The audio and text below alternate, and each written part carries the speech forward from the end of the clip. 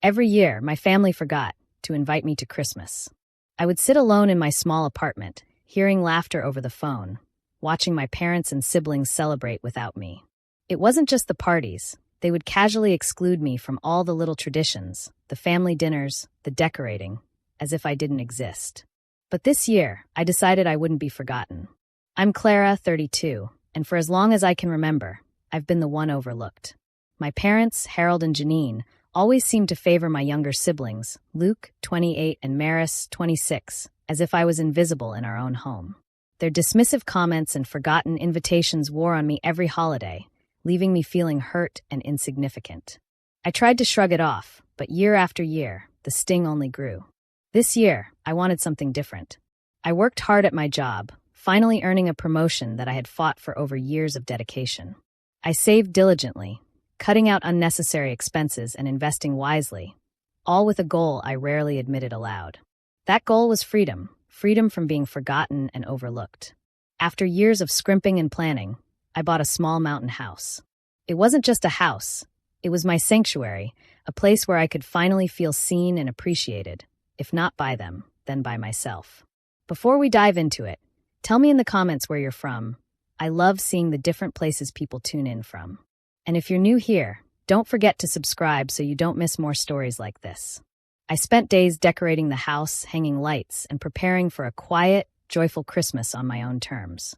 No more waiting for a call or an invitation that never came. I realized the real power wasn't in their acknowledgement. It was in creating a life where I could be happy without needing their approval.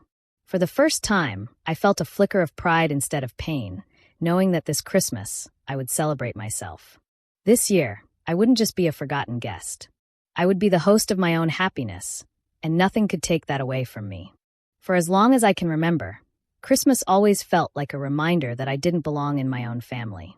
Every year, while Luke and Maris excitedly talked about plans and gatherings, I was left out. Sometimes it wasn't even a direct exclusion. They would casually say things like, "You probably have your own plans, Clara," or, "We didn't want to bother you if you were busy." It always sounded polite, but it cut deeper than any insult. Over time, I stopped expecting an invitation, stopped asking, and started pretending it didn't bother me. Still, the loneliness was there, quietly gnawing at me. I remember one year when I baked a cake for the family, hoping to bring a little warmth into the holiday, and they barely noticed. They took it as a simple gesture, nothing more, and didn't even thank me properly. Another year, they had a big dinner while I sat at home, convincing myself I could enjoy a quiet night with a movie and some snacks. But the disappointment was sharp. I wondered what I had done wrong or if I was just not enough for them. Each year, the feeling of being invisible grew, and the hurt became something I carried like a weight in my chest. It wasn't just missing the parties. It was the little signs that I didn't matter. The lack of phone calls, the way my parents would laugh at Luke and Maris's stories, but give me only a passing glance. I started noticing how subtle it all was, the way I was never included in the photos, the way no one ever asked for my opinion on plans. It wasn't something I could confront easily because it was never blatant. Still, it left me questioning my worth and whether I truly deserved a place in this family's joy. The pain eventually turned into something different, though. I began imagining a life where I wasn't overlooked, a life where I didn't rely on their approval to feel valued. I pictured myself in a warm, bright home of my own, hosting people who appreciated me, where I could control the atmosphere and the celebration. I even imagined the day they might come across my life and realize just how much they had underestimated me. Not in anger, but in quiet, undeniable success, the kind that makes people take notice without you ever needing to announce it. These thoughts became more than fantasies. They were the beginning of a plan, a vision of independence and achievement that I could reach on my own. I started saving more intentionally, paying attention to opportunities, and thinking about the kind of life I wanted, separate from the shadows of my family. The betrayal I felt wasn't just about being left out. It was about realizing that people you should be able to count on could make you feel small, year after year. That pain fueled something in me, a determination to create my own happiness, a life where I was celebrated rather than forgotten. It was in those quiet moments, feeling the sting of exclusion, that I realized revenge wasn't about confrontation or embarrassment. The real satisfaction would come from building a life so full and complete that they couldn't ignore it, a life that would quietly prove that I was worth more than their neglect. And from that understanding, I started to reshape my future, step by step, fueled by the hurt and the hope of what could be. After years of feeling invisible in my family, I started focusing on myself in ways I hadn't before. I threw myself into my work, determined to prove my own worth without needing anyone's approval. Slowly, my efforts began to pay off.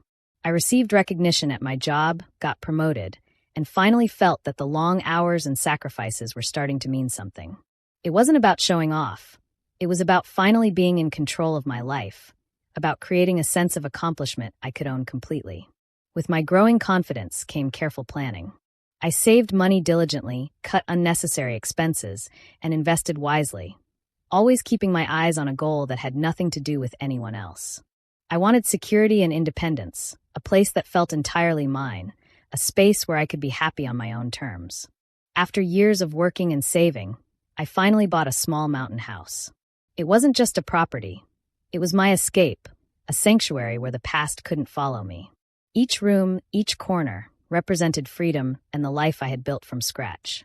The mountain house became more than just a home. It was a symbol of what I had achieved. Standing on the balcony and looking out over the snow-dusted peaks, I felt a sense of calm I had never known. For the first time, I didn't feel like I was waiting for someone else's acknowledgement or permission to enjoy life.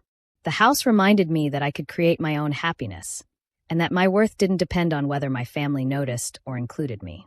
As Christmas approached, I realized this year would be different. I didn't need their approval or an invitation. I had everything I needed to celebrate joyfully on my own terms. I started preparing for the holiday quietly but with purpose, imagining the warmth, lights, and decorations filling my new home. I wanted a Christmas filled with comfort and beauty, a reflection of my efforts and independence. There was a certain satisfaction in knowing that this time, I could take control of the day completely, without compromise or apology. The sense of empowerment grew with every little decision I made. Choosing the decorations, picking out the perfect tree, arranging the rooms just the way I liked. It was all mine to create.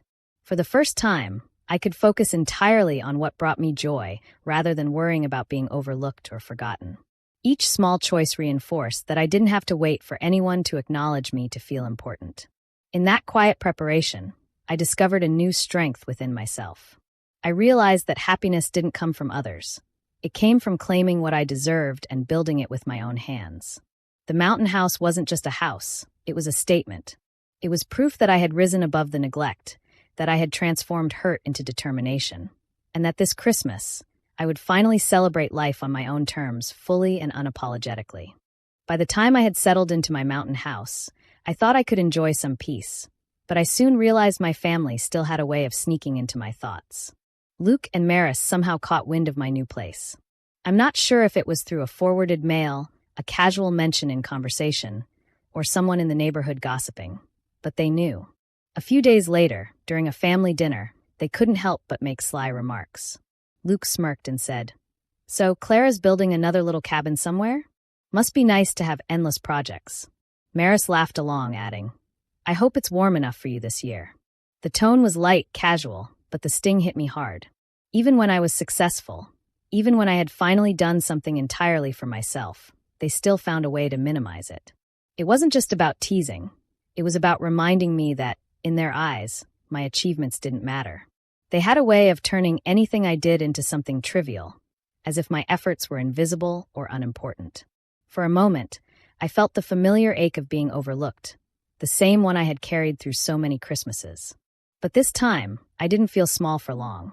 Instead, I let the feelings settle and watched carefully, realizing how much control they assumed they still had over my emotions.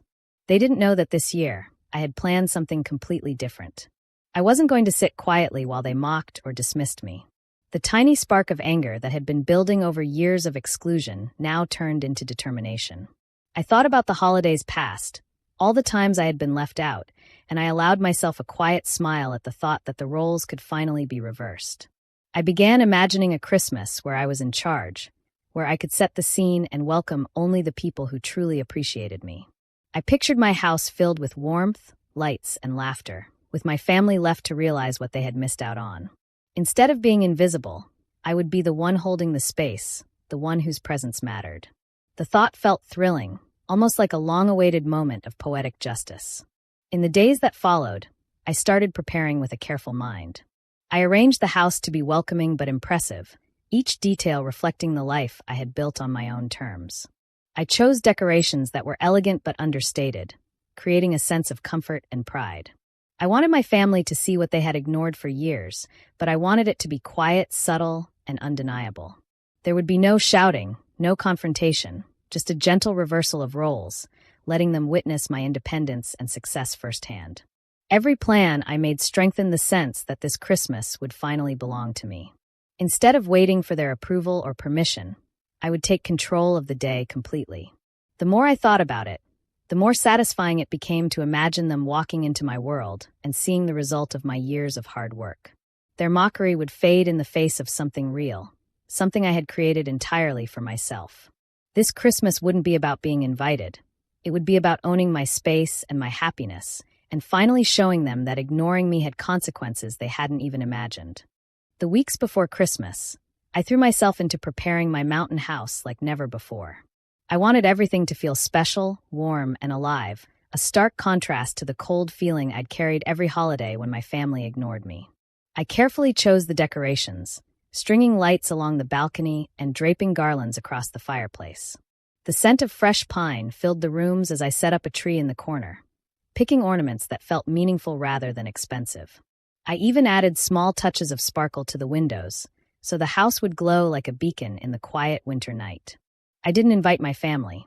Instead, I focused on people who genuinely cared for me, neighbors I had come to know over the past year, friends who appreciated my company, and a few colleagues who had become like a second family. I wanted a space where laughter could echo freely, where conversations weren't overshadowed by reminders that I didn't belong. I worked tirelessly arranging candles, setting up cozy seating, and even planning a small holiday dinner, imagining everyone gathering around the table with warmth and ease. As I decorated, I kept thinking about all the times I had felt left out. I remembered past Christmas mornings when I sat alone while the rest of my family celebrated, when they never called or thought to include me. Those memories still stung, but I let them fuel my determination to make this year different. This house, with its glowing lights and welcoming spaces, was my statement. It was a way to reclaim joy that had been denied to me for so long. I walked from room to room, imagining the small gatherings, the laughter, the clinking of mugs filled with hot chocolate. I pictured people enjoying the decorations, the warmth, the comfort of being together. For the first time, I realized that the happiness I sought didn't depend on my family's recognition. I could create moments that mattered to me, moments that would leave lasting memories without needing anyone else to validate them.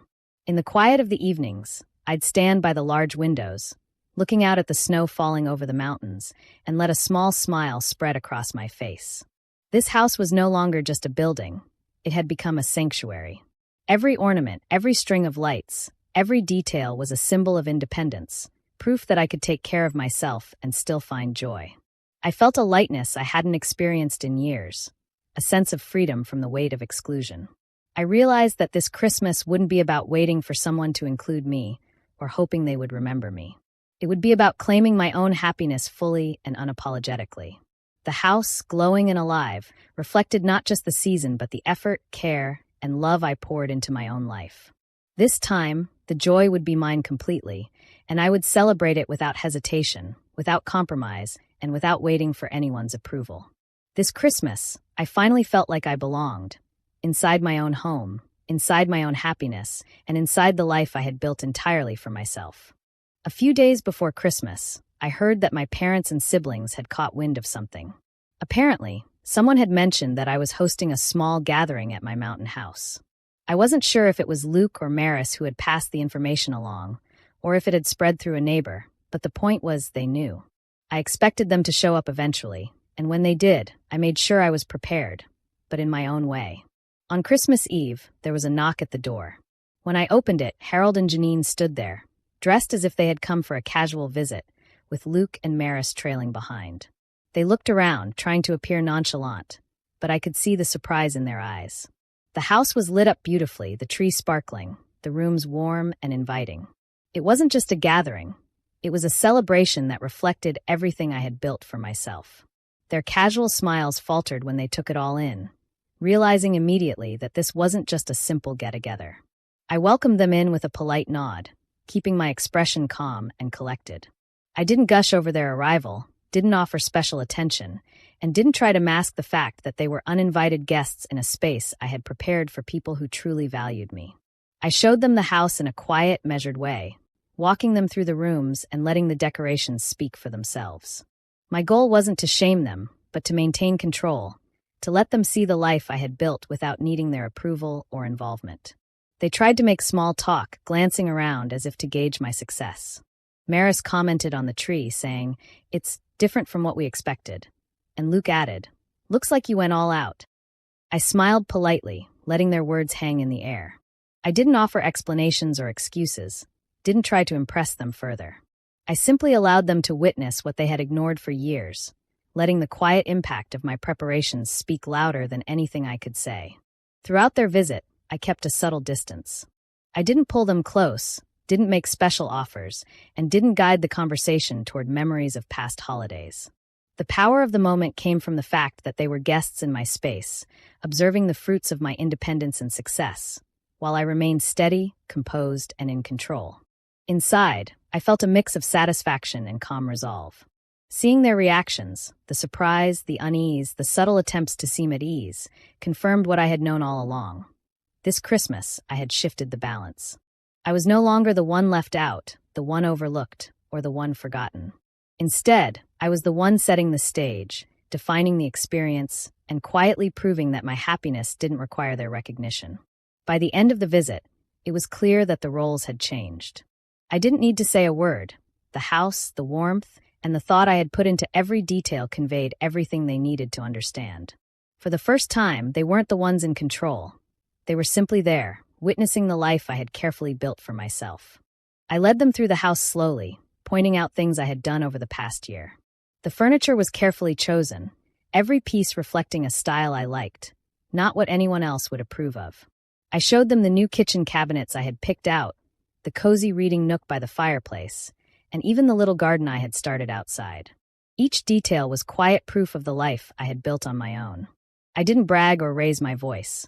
I simply let the space speak for me. As we walked, I could see the change in their expressions. My parents exchanged awkward glances, Harold fidgeting with his hands while Janine's smile felt forced. Luke and Maris tried to keep the conversation light, making small jokes, but I could tell they were uncomfortable. They hadn't expected this level of independence, this display of effort and success. I had always been underestimated, overlooked, and dismissed, and now the reality of what I had accomplished was impossible to ignore. Their discomfort was unmistakable, and I let it linger, quiet but palpable. At one point, Luke mumbled something about how impressive the house looked, and Maris added a hesitant, "You've really done well, Clara." I nodded politely, acknowledging their words without overreacting or seeking praise.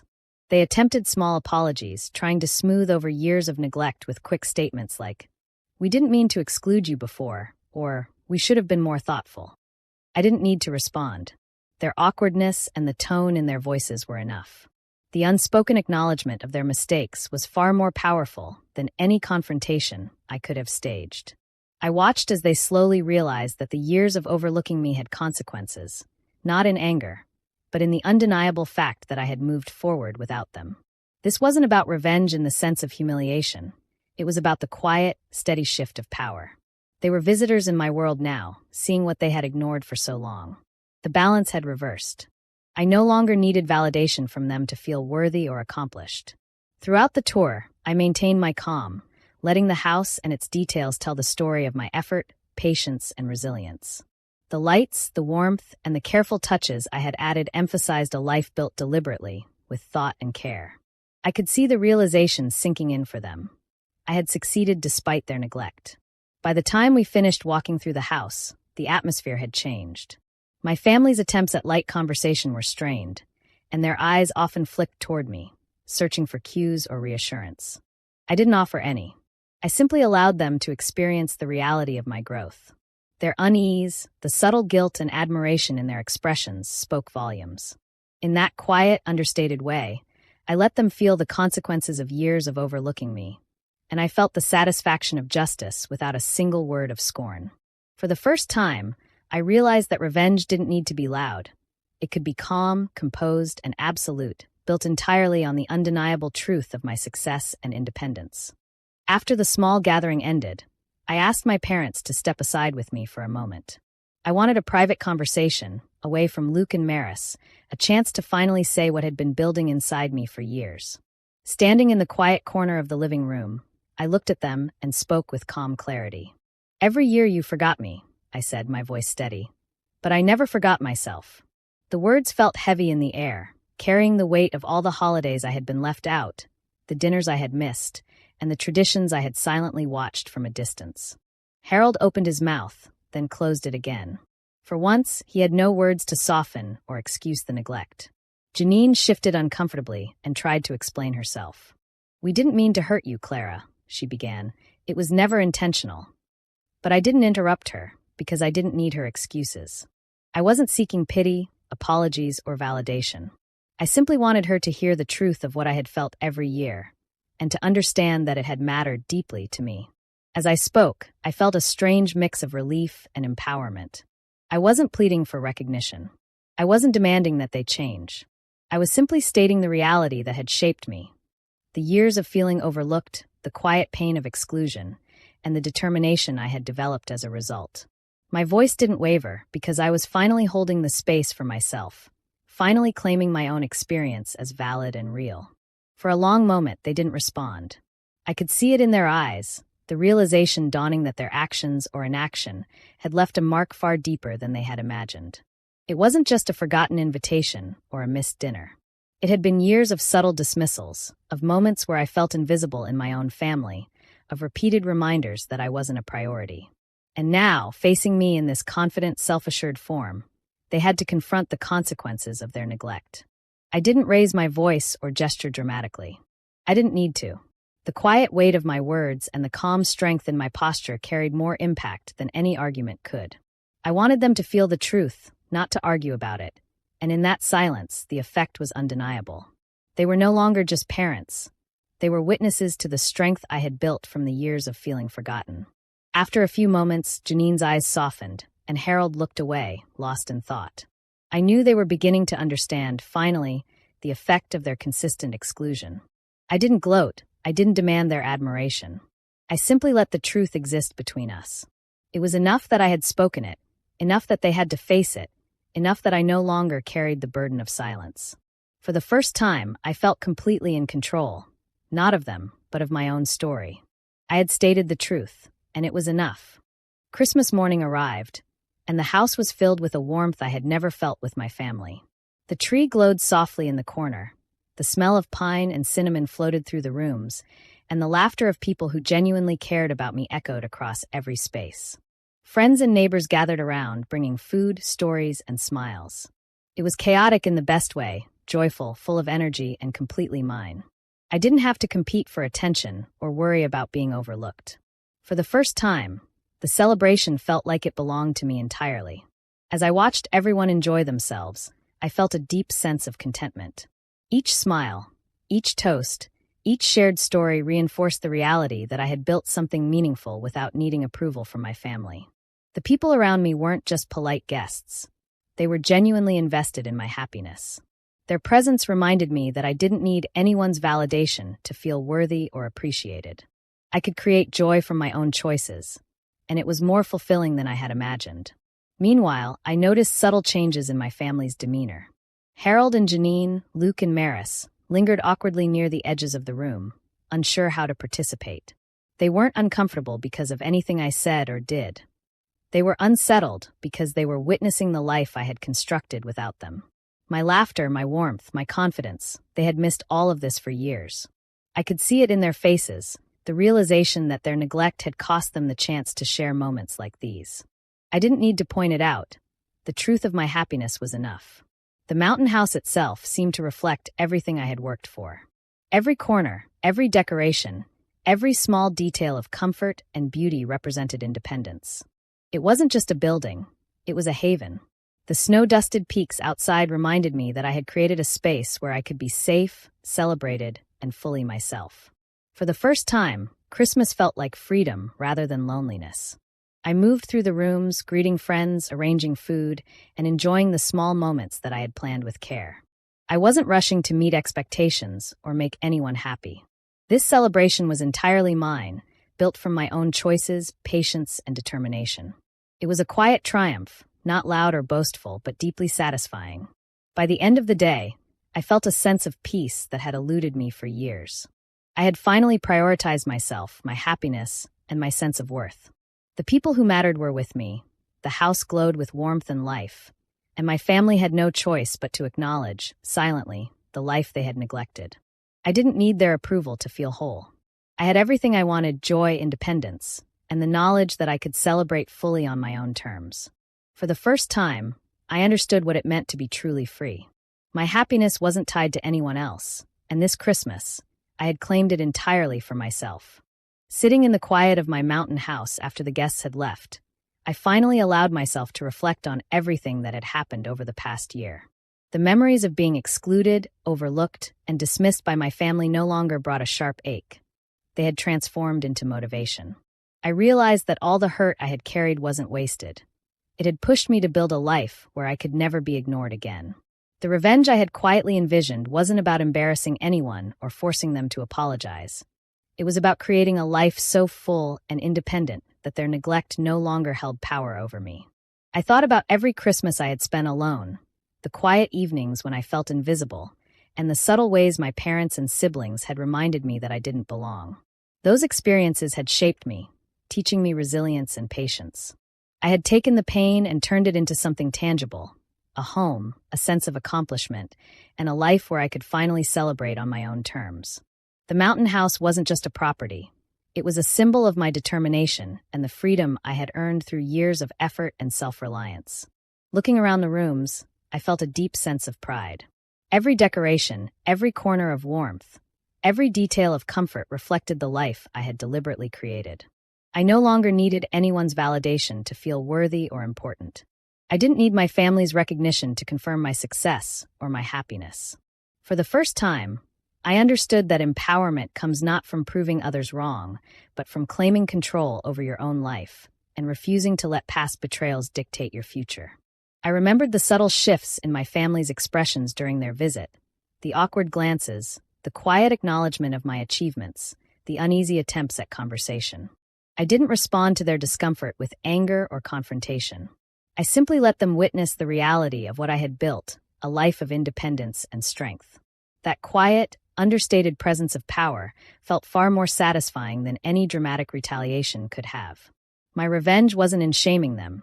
It was in living fully, confidently, and freely.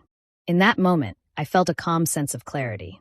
I was stronger than I had realized, smarter in how I approached life, and finally free from the emotional manipulation that had haunted me for years. I had learned that happiness doesn't require permission, and that joy is most fulfilling when it's earned through your own effort. From now on, Christmas, and every celebration, would be mine to define. I would choose the people, the traditions, and the moments that mattered most to me.